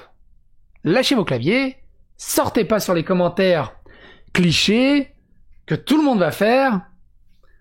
Ouais, ben, d'où elle fait des nudes, alors elle a un gamin de 14 ans, elle a qu'à assumer. C'est vraiment un autre débat. Il y a déjà beaucoup de choses dans tout le bordel pour s'accrocher à ce cliché. On le traitera peut-être une autre fois, mais c'est vraiment pas le fond du problème ici. On est d'accord. Hall a déclaré que Twitch était sa principale source de revenus à l'époque. Donc Hall...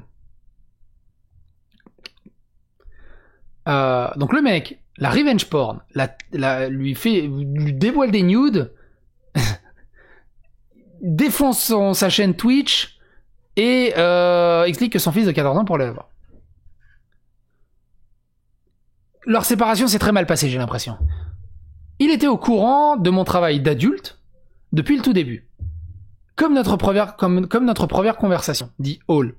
Le fait qu'il ait armé mon propre fils pour essayer de faire en sorte que Twitch m'emmène en dehors de la plateforme, me faire bannir pour me blesser, était terrifiant. Hall a signalé que l'action à Twitch violait ces conditions de service qui interdisent la chasse aux sorcières, le doxing et la vengeance pornographique. La chasse aux sorcières est interdite sur Twitch, c'est-à-dire que tu peux pas appeler à harceler. Du genre, tu dis, ouais, allez voir ce gros con là, mettez-lui des mauvais commentaires, c'est un gros con, allez lui mettre des pouces rouges. T'as pas le droit de faire ça. T'as pas le droit de faire ça. Ce que Mikalo a fait à mon encontre sur un stream qui a disparu. Parce que les streams, c'est éphémère. Mais quand il a appelé à venir me pourrir, c'était rigolo. C'était vraiment rigolo. Mikalo, je te regarderai aux Z-Event.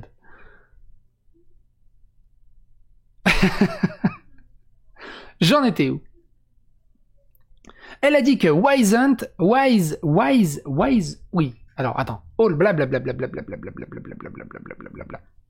J'en suis là. Hall a signalé que l'action de Twitch violait ces conditions, blablabla, pornographique. Elle a envoyé des messages. Ah voilà. Elle a envoyé des messages à un développeur de l'équipe TwitchSing, avec qui elle avait déjà une ligne de communication, ainsi qu'à Jimmy Wisehunt, un responsable de partenariats musicaux, qui a travaillé sur TwitchSing. Et vous vous souvenez ce qu'on a raconté juste au-dessus? Ils veillaient au grain, que tout se passe bien, ils invitaient pas les personnes toxiques, les problématiques. On en vient. Elle disait que Wisehunt lui a dit de contacter les forces de l'ordre si quelque chose de criminel se produisait, ou d'utiliser les outils de signalement du site autrement, ce qu'elle avait déjà fait. Elle n'a reçu aucun autre suivi, rien de Twitch évaluant son rapport, aucune explication des prochaines étapes. Quelques mois plus tard, Hall prévoyait d'assister à la TwitchCon, où elle se produirait lors d'une soirée officielle dans le cadre de TwitchSings. Elle dit qu'elle faisait partie des 20 à 30 personnes sélectionnées pour chanter lors de l'événement qui sera diffusé en première page de Twitch. Hall craignait que son agresseur, son ex-copain, si j'ai bien compris, ne soit également là puisqu'il est aussi un streamer renommé de TwitchSings et partenaire de TwitchSings. Il est toujours partenaire. Et dit qu'elle en a informé les organisateurs de l'événement à l'avance. Elle a vérifié la liste des artistes programmés et a confirmé qu'elle n'était pas prévue de se produire. Ouf. Cependant, une fois que l'événement a commencé, un changement a été apporté, son agresseur a été inséré dans la programmation, lui donnant une plateforme convoitée sur laquelle le joueur est en repoussant d'autres artistes dans le processus. On a ouvert un créneau pour lui. C'était exaspérant, dit-elle. J'ai quitté la fête, j'étais là et j'ai soudainement entendu la voix de mon agresseur. Non seulement ils n'ont pas parlé de mes expériences et n'ont pas suivi ou fait quoi que ce soit, mais ils lui ont donné une plateforme, un espace, pour simplement savoir que la personne en qui vous aviez confiance, votre histoire et ce que vous avez vécu, des gens en qui vous aviez confiance pour faire quelque chose, n'ont simplement rien fait. Ils se sont essentiellement rongés de son côté à lui. Ils lui ont donné un traitement spécial et c'était tellement invalidant et dégradant envers moi-même. Hall attribue à sa communauté sur Twitch un soutien crucial pour l'aider à traverser cette période de sa vie, mais elle reste clairement désillusionnée par l'entreprise elle-même et de nombreuses personnes qui la composent, après avoir vu des allégations répétées d'abus et de harcèlement permis par la plateforme. Nous parlons d'abus et de lutte contre les abus en termes génériques. Dans le grand schéma des choses, dit Hall, nous sommes, résistez aux abus. Si quelqu'un vient avec vous avec des choses, de la merde, soyez une bonne personne, soyez bienveillant. En gros, ça semble évident, merci mon gros, merci, no shit Sherlock.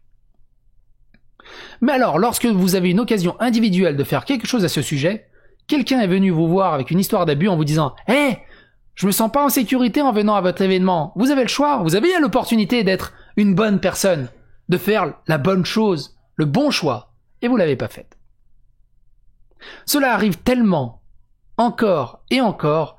Nous avons maintenant des centaines de personnes qui se sont manifestées en disant « Eh, il m'est arrivé la même chose, personne n'en a rien à foutre là-bas. » Est-ce que personne chez Twitch s'en fout vraiment?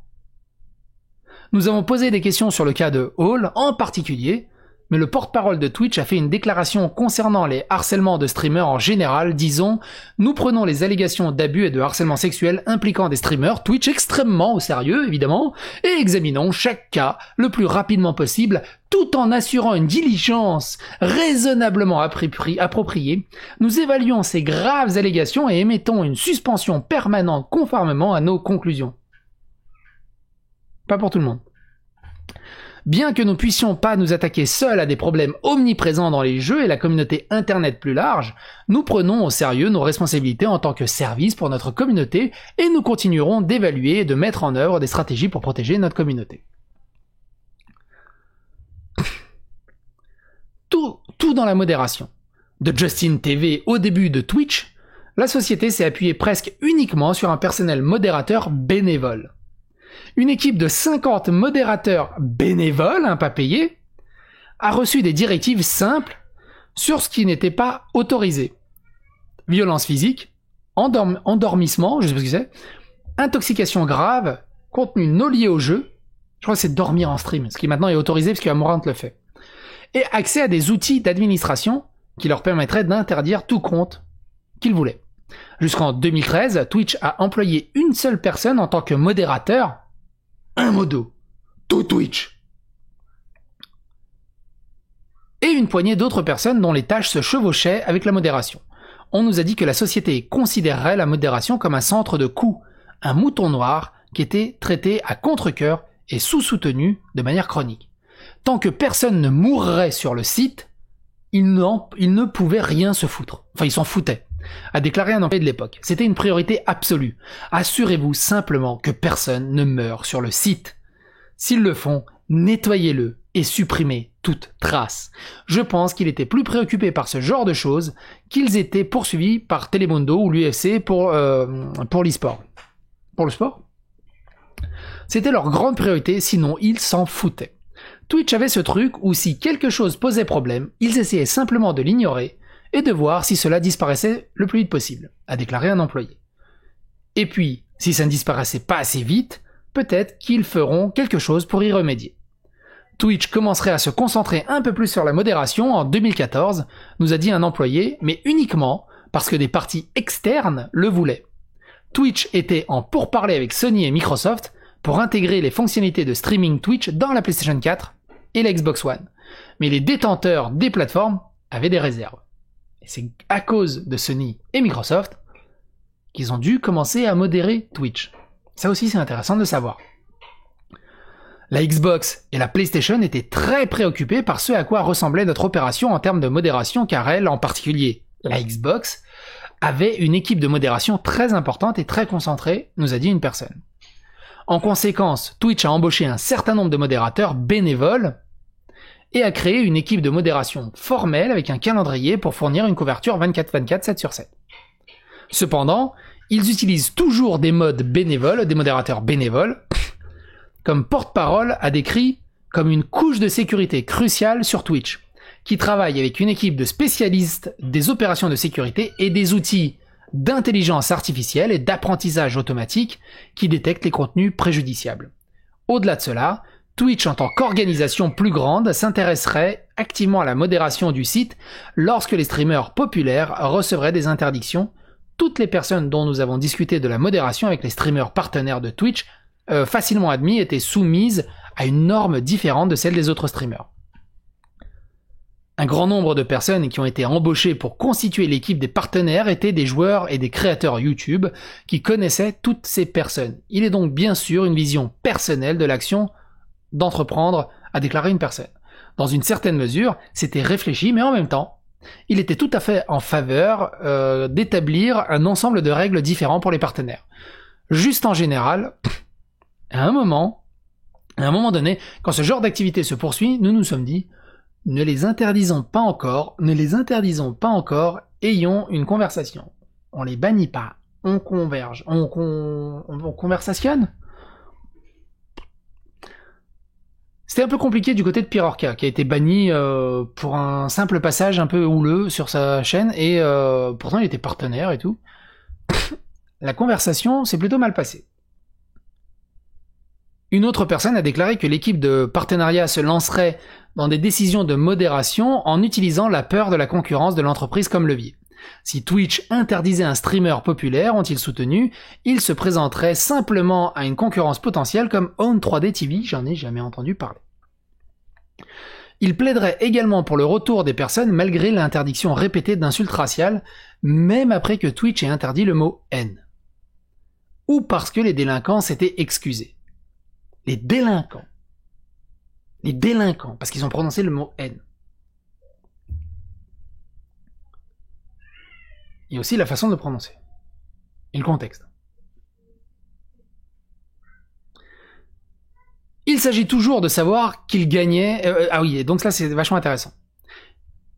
Il s'agissait surtout de savoir qui gagnait le plus d'argent, qui pouvait obtenir le plus de subs, et si ces gens aimaient ou non passer du temps avec vous, nous a-t-on dit.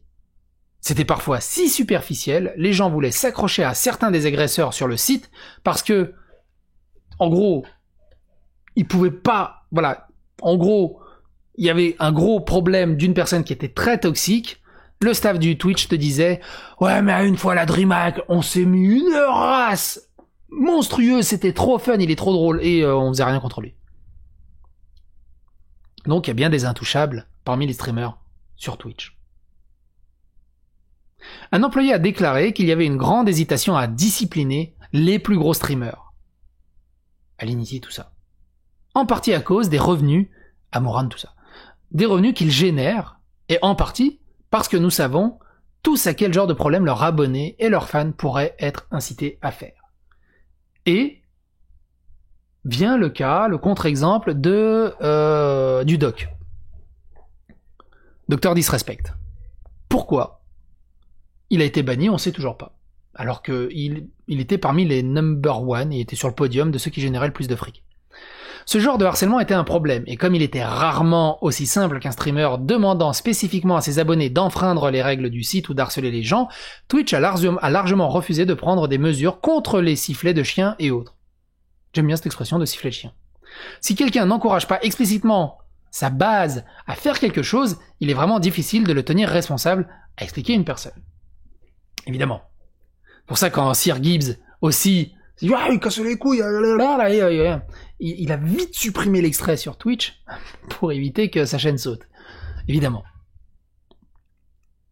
Je sais même plus si je l'ai encore cette vidéo. Parce que je crois qu'il l'a supprimé avant même que j'ai pu l'enregistrer. Et il a agi vachement vite quand même. C'était rigolo. En conséquence, et encore une fois, extrêmement important,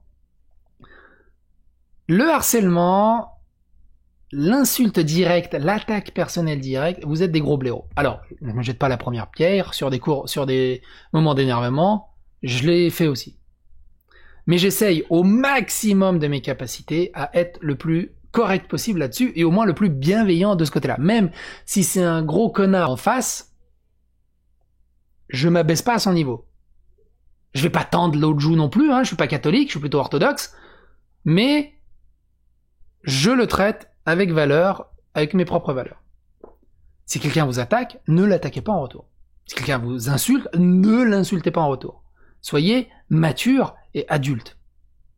Parce que si on vous reproche quelque chose, on dit ouais mais c'est lui qui a commencé, ça c'est de la gaminerie, là, c'est lui qui a commencé. Quand on revient sur l'affaire, il y en a qu'un seul qui mordit les testicules et l'autre qui répond à peu près convenablement tout le temps, et c'est toi qui es resté adulte et c'est toi qui es gagnant dans l'affaire.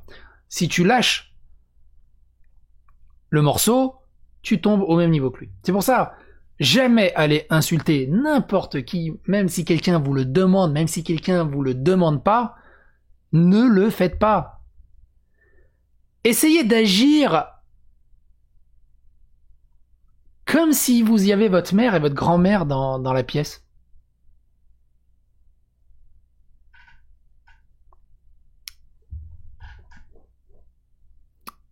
Montrez l'exemple. Alors c'est pas facile tout le temps, on est d'accord. Mais essayez. Pour moi, quelqu'un qui agresse, harcèle, insulte, attaque personnellement, il a perdu le débat.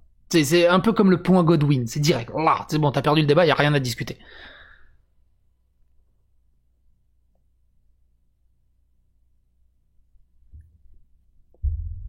Là, il y a un blanc, parce que je sais plus où j'en suis.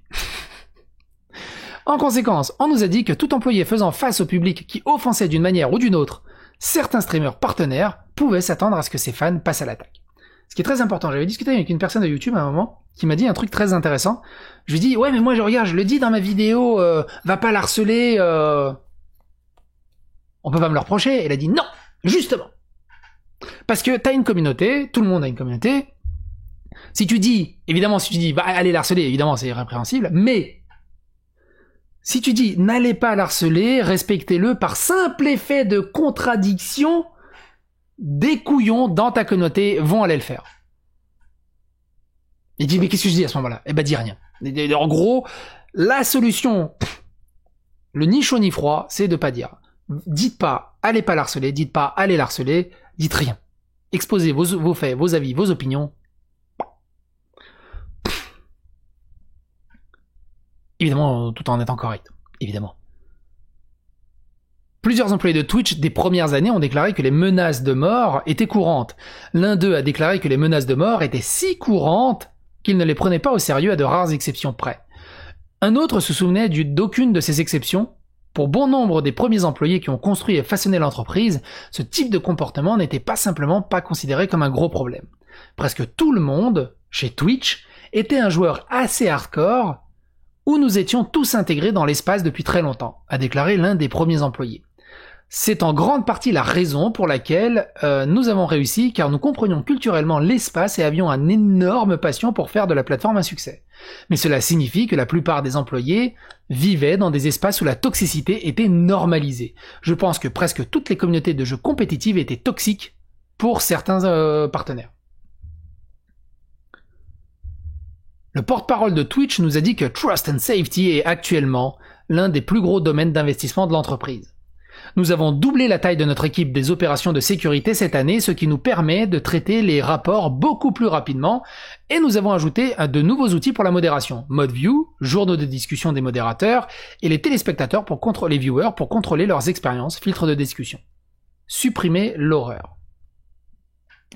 Une histoire concernant la modération a mis en évidence un certain nombre de problèmes dans Twitch. Il impliquait le premier modérateur rémunéré de la société, Russell Horror Laksh. Le premier modérateur payé, et il y a eu un gros problème. Et la campagne d'utilisateurs Remove Horror, dégage ce modérateur. En novembre 2013, dans laquelle des personnes encouragées par le partenaire Twitch l'ont accusé de menaces de mort, de doxing et d'autres harcèlements. Le premier modérateur payant de Twitch, Anakin Skywalker, il est devenu Darth Vader. Menaces, doxing, harcèlement. Les versions officielles de Twitch des événements entourant Remove Horror, comme détaillé par un message Reddit écrit par Emmett Shear, va comme ceci.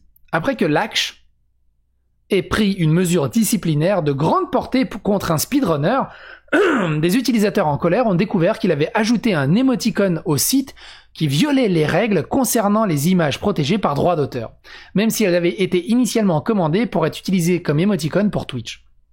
Ils ont commencé à le harceler et à le diffamer sur Twitch, Twitter, Reddit et d'autres sites des médias sociaux avec un cri de ralliement « Remove Horror ». Shear a déclaré que Laksh avait répondu en interdisant un certain nombre d'utilisateurs sur Twitch. Il le bannit, ban. Alors en même temps, c'est lui qui avait les clés. Certains correctement, et d'autres pour remarques anodines. Horror était trop proche de cette situation et aurait dû se récuser en faveur de modérateurs moins conflictuels, a déclaré Shear. Être personnellement impliqué a conduit à de très mauvaises décisions. Lorsqu'un administrateur bénévole de la communauté Reddit de Twitch a pris des mesures contre le harcèlement de Laksh, sur ce site, Shear a déclaré que c'était manifestement une erreur, et l'administrateur bénévole a été supprimé lui aussi. Chez Twitch, nous ne croyons pas à la censure des discussions. Et plus précisément, nous savons qu'elle est vouée à l'échec, a déclaré Shear. Shear a poursuivi en expliquant que Twitch annulerait les interdictions contre les utilisateurs et partenaires Twitch et prendrait des mesures disciplinaires contre Laksh et les modérateurs bénévoles. Le message du PDG indiquait initialement que Laksh s'était volontairement retiré de la modération face au public, mais il a été édité pour dire qu'il ne modérerait plus à quelque titre que ce soit sur le site, car à l'heure actuelle, presque tous les problèmes de modération seront entachés par cet épisode.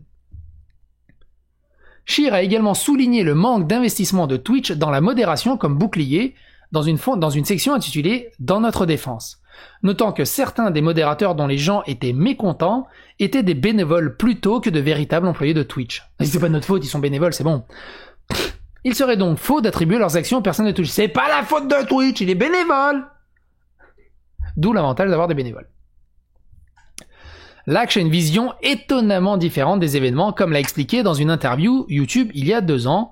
Le lien est dans cet endroit-là, vous pouvez le lire. Il donne C'est assez intéressant de ce côté-là. Je le mets aussi dans la description. Comme Laksh l'a expliqué, il ne travaille pas lorsque les interdictions de Remove Horror ont été supprimées. Il travaillait pas. Quand il a vu la campagne prendre de l'ampleur, il a pris le reste de la journée sachant à quel point ça pouvait devenir laid. Oula, ça sent le roussi, je vais me prendre un RTT.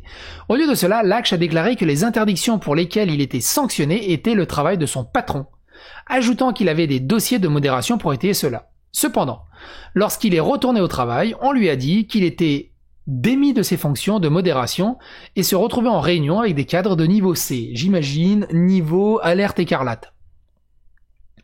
L'un des détails dans la foule de Remove Horror a saisi dans son harcèlement était le statut ouvert de Laksh en tant que poilu. Alors, rien à voir avec la Première Guerre mondiale. C'est pas un poilu, il est pas si vieux que ça, Laksh. En fait, ils ont juste traduit Fury par poilu.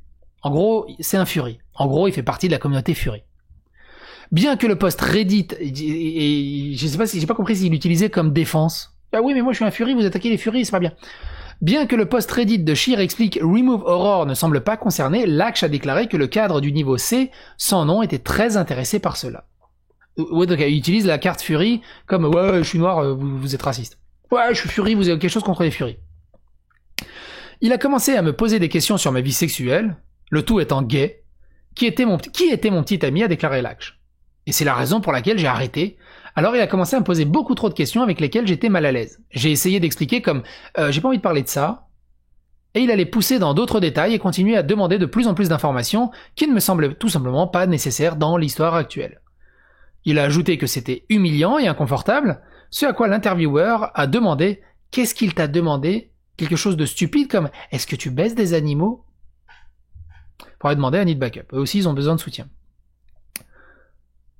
Laksh a répondu « Je pense que c'était presque une citation exacte. » Laksh a déclaré aussi avoir signalé l'incident au RH, ce qui l'a contraint à une autre réunion avec l'exécutif, qui a continué à me dire qu'il reconnaît que je n'ai rien fait, mais c'était mon équipe, et j'ai dû prendre la faute pour eux. Jusqu'à ce jour, je pensais que la société me soutenait, a déclaré Laksh. Jusqu'à ce que je découvre qu'ils écoutaient Reddit sur moi, préféraient la version de Reddit plutôt que ma version à moi. Laksh n'était pas le seul à être déçu par Twitch. C'est quelque chose dont je me souviens encore parce que c'était un point bas de ce que nous étions en tant qu'entreprise et de qui nous pensions être, a déclaré une personne. Quand même votre PDG nourrit la mentalité de la foule et jette quelqu'un sous le bus, c'était comme, attendez, qu'est-ce que vous faites là? Confiance et sécurité. À bien des égards, Twitch est aujourd'hui une entreprise profondément différente de ce qu'elle a été au début.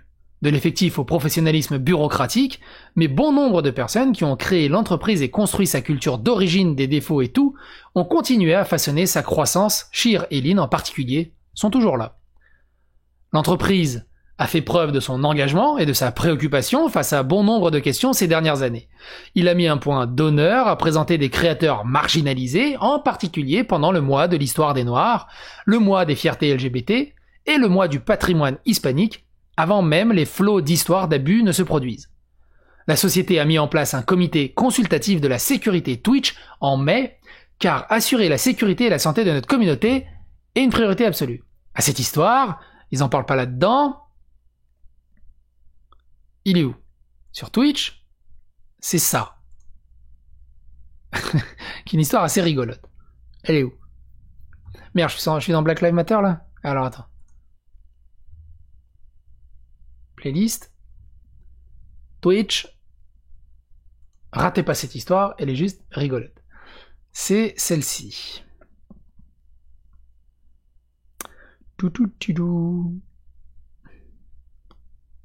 Bah alors, t'es où? T'es où, ma grosse? Ah, t'es là. Le conseil de Twitch dit que le gamer cis blanc sont des suprémacistes. Twitch tue un cerf et fait du damage control. C'était ça, le fameux conseil de Twitch. C'était un bordel monstrueux.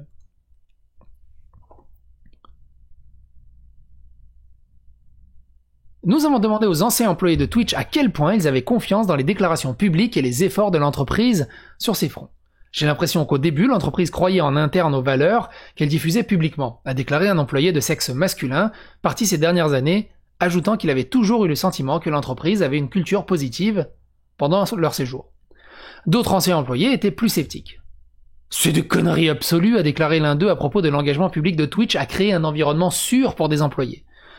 Montrez-moi votre budget. Vous pouvez dépenser tout l'argent du monde pour acheter des suites à capuche et une cafétéria primo pour les bureaux de San Francisco, mais que faites-vous réellement du point de vue du système pour encourager la diversité? Ce travail ne se faisait pas. Une personne a suggéré, dans la mesure où les engagements de Twitch sur ces questions, en particulier la modération, sont authentiques. C'est parce que les annonceurs ont exprimé des inquiétudes au sujet d'être liés à des controverses en ligne. Comme lorsque Guy Dr Disrespect Beam a diffusé en direct depuis des WC à l'E3. Beam aurait été définitivement banni de Twitch plus tôt cette année, bien que Twitch n'ait pas dit pourquoi. J'ai fait plusieurs vidéos là-dessus. On connaît toujours pas la raison de pourquoi. Et depuis, Dr Disrespect stream sur YouTube. C'est frustrant, a déclaré un des premiers employés. Vraiment frustrant. Twitch, pendant la période où j'ai travaillé là-bas, j'avais vraiment l'impression que tout était possible. Nous avons tellement de contrôle sur cette plateforme, tellement de bonne volonté, nous avons ce facteur fraîcheur inatteignable dont nous parlons dans The Social Network. Nous avions le pouvoir d'embaucher qui nous voulions. Les meilleurs talents mouraient d'envie de travailler chez Twitch, et à chaque étape, Twitch a choisi le népotisme. Il a rien à voir avec Voldemort. Ils ont choisi l'égoïsme, ils ont choisi les profits, ils ont choisi à peu près toutes les solutions autodestructrices pour aucun des problèmes. Lorsque le premier ancien employé de Twitch nous a approché et nous a invité à nous pencher sur l'entreprise, elle l'a fait avec une déclaration préparée adressée à Twitch, une déclaration qui soulignait que sa motivation à se manifester n'était pas à se venger, mais de susciter l'introspection et espérons la réforme. Il s'agit d'une entreprise brisée, d'une culture toxique et d'un environnement dangereux pour les femmes, et du fait que ces hommes continuent d'être récompensés et de progresser au sein de l'industrie, tandis que les femmes ciblées continuent d'être retenues, je vous mets au défi de rester fidèle à vos paroles et de prouver à cette communauté que vous ne réagissez pas seulement à la pression du public par le biais d'un tweet ou mot vide, et montrez votre engagement à créer un lieu de travail et une communauté plus sûre pour les femmes. Créer des ressources humaines impartiales, éliminer les contrevenants et embaucher des personnes qui respectent le principe que vous souhaitez voir sur votre plateforme. Soyez juste des bonnes personnes. Croyez les femmes quand elles vous disent qu'elles ne se sentent pas en sécurité. Donnez aux femmes une chance égale de briller. Écoutez-les. Créez une perspective diversifiée au sein de l'entreprise afin que les plateformes représentent une vision précise du monde. Suivez vos conditions d'utilisation et agissez en cas de mauvais comportement. Je ne suis qu'une des milliers de femmes de cette communauté qui a une histoire comme celle-ci. Le moment est venu de changer. Nous en avons assez. Twitch, êtes-vous prêts à passer à l'action et enfin à écouter leurs histoires? Un excellent article, incroyablement long. Plus c'est long, plus c'est bon. C'était Psychodélique pour Dali Bourdin. Et on se retrouve pour de prochaines vidéos. Bye les amis.